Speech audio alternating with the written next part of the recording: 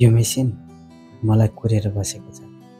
म नअन्जेल यसका पाठ पूर्जाहरू छताछुल्ल पारेर बसेको छ। उसले मलाई 15 तारिकमा बोलाउँदै थियो। मेरो सबै काम छिनेर आउँदाखेरि 19 तारिक भयो। यी पाठ पूर्जाहरू हाँस्दैछन् अब मलाई देखेर। एकदमै जतन गरेर यहाँको इन्जिनियर र म दुईजना भएर अब यो पाठ पूर्जाहरूलाई जोड्ने काम तदारुकताका साथ अगाडि बढाउनेछौँ। तपाईँहरू पनि साथमा आउनुहोस् हेरौँ। मेसिनको पछाडिपट्टिको सबैभन्दा तलको भाग हो। यसलाई चाहिँ यस तलमाथि गर्न मिल्ने गरी राख्नुपर्छ।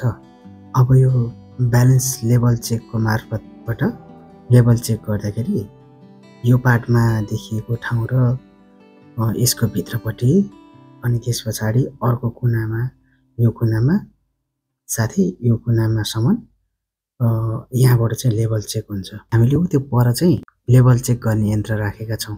यो कामको सुरुवातदेखि नै राखेर अन्तिमसम्म नै राख्नुपर्छ।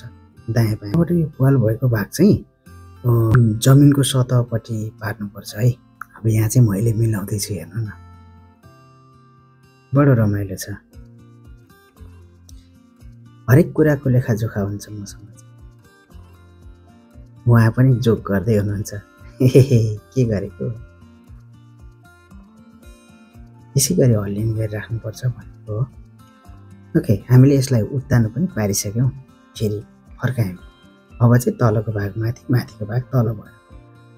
अहिले यो मैले पेनले देखाएको दूरी चाहिँ 2600 mm साइजमा हुनुपर्दछ, जुन चाहिँ भित्रदेखिबाट आउँछ।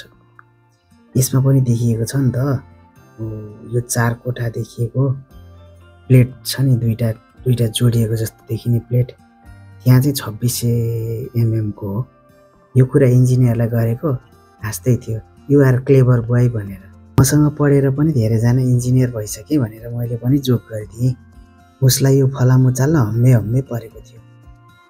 क्रेन छँदै थियो नि त अगाडि, तर पल्टाउन आएन। मैले सजिलैसँग पल्टाइदिएँ, बहुत मजा भयो।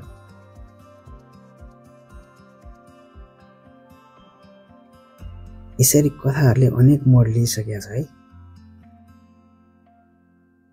हामी यसरी छताछुल्ल भएका सबै सामानहरूलाई समेट्दै बटुल्दै एकत्रित गर्दै मेसिनहरू जोड्दैछौँ। तर यो काम देखेको जति सजिलो पनि छैन। हामीले एकअर्कामा हाम्रा अनुभवहरू साटासाट गर्ने मौका पनि पाएका छौँ।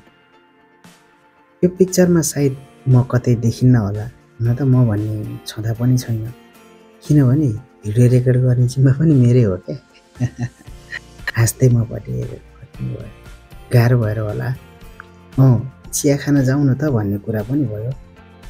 ब्याक साइडपट्टि काम गर्दा लेभललाई पछाडिपट्टि भागमा राख्ने र अगाडिपट्टि काम गर्दाखेरि लेभल नाप्ने यन्त्रलाई अगाडिपट्टिको भागमा राख्न चाहिँ बिर्सिनुहुन्न ल।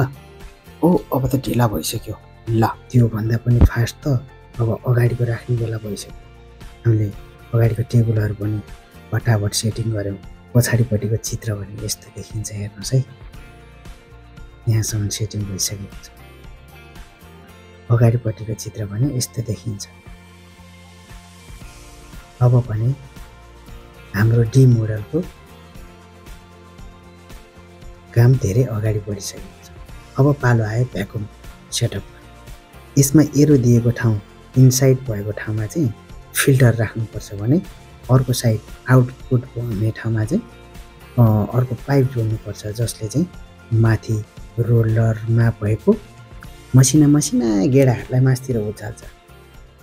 अनि त्यहाँ चाहिँ प्लाइवुड सुरुक्क चिप्लिएर जाने ठाउँ बन्छ। हेर्नुहोस् है त, चित्रमा छ। फेरि हामीले प्रत्येक प्लाइवुडहरूलाई 90 डिग्रीमा काट्नको लागि छेउमा एउटा बेस राख्नुपर्छ। त्यो बेस पनि तयार गरिसक्यौँ। हो त हाम्रो काम 70% भन्दा माथि सकिसक्यो जस्तो लागेको छ है। तर होइन, गर्दै जाँदाखेरि अरू धेरै समस्याहरू पनि आउँदो रहेछ। मेरो लगभग 2 मिनटको भिडियो चाहिँ एक दिनको थियो भने बाँकी रहेको भिडियो चाहिँ आजको हो। यो मेसिन निलो र रातो बट्टा देख्नुभयो नि, त्यो चाहिँ अटोमेटिक ओइल प्रेसर हो। यसले चाहिँ काम गर्दा गर्दै तेल फाल्छ। यो चाहिँ यसको मदरबोर्ड हो। सायद मैले आजलाई यति नै गर्नुपर्छ होला। धन्यवाद। हामी खाना खान निस्क्यौँ।